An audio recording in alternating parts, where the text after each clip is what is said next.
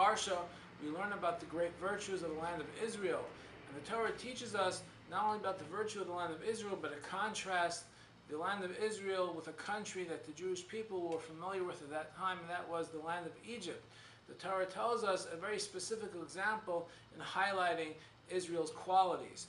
It talks about the way they would receive their water in order to go ahead and have the vegetation in their fields grow.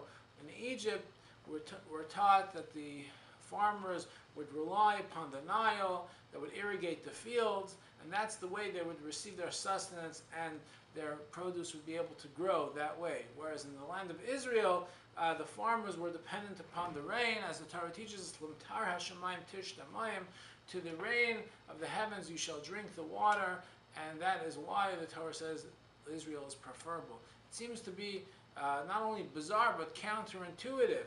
After all, if I was a farmer, I would much prefer to be in an environment like Egypt, where I don't have to have stress in my life knowing, is there going to be rain, is there not going to be rain?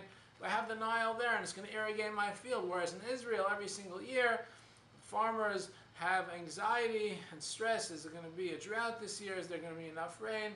And every time it's very stressful.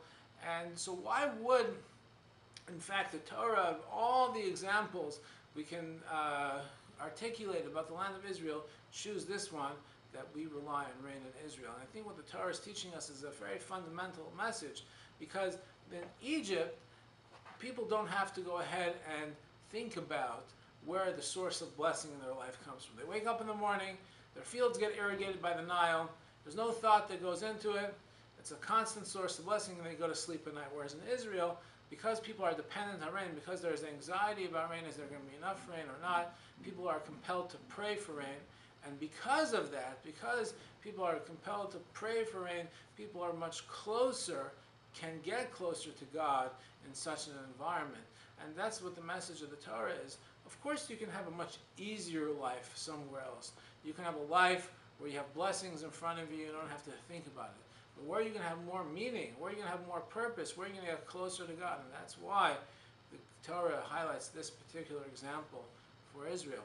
Folks, in the past few weeks, we've been heard so much distressful news coming out of the land of Israel, and many of us have wondered, what is the special quality? Why is this so important to the Jewish people to be living in this land?